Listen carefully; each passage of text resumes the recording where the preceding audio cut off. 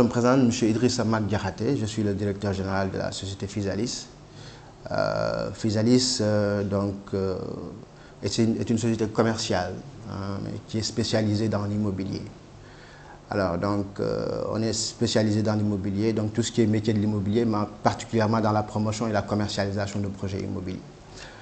Alors aujourd'hui on a l'avantage et l'honneur quand même de gérer des programmes immobiliers de très grande envergure,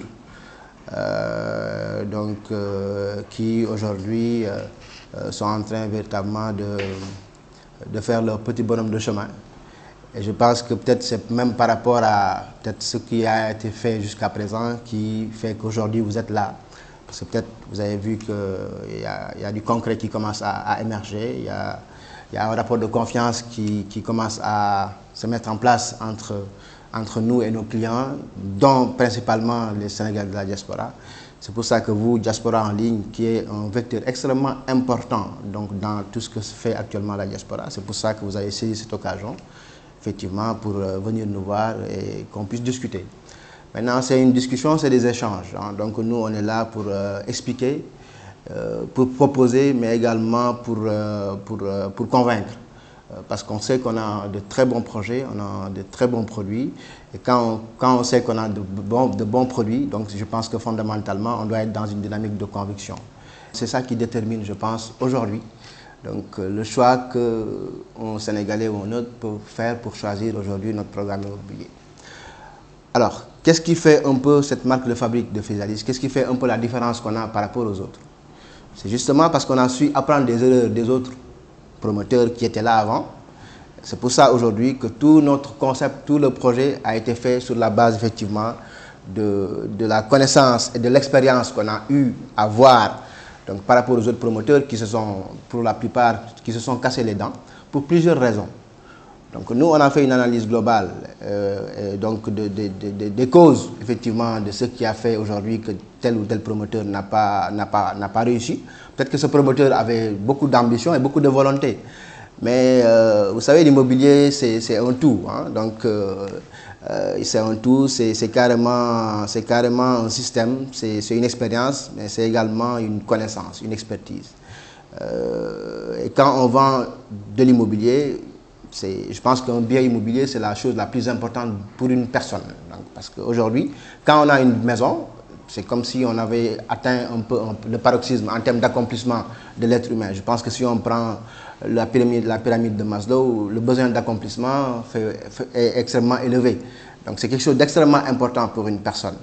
Voilà, donc nous, on a saisi l'importance que ça revêt donc, pour les personnes.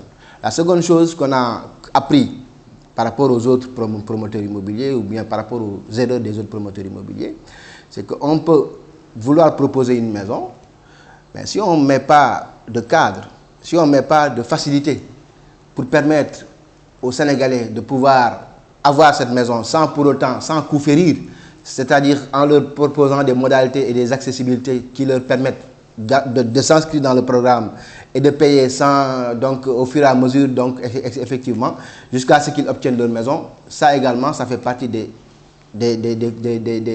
l'approche qu'on a amenée.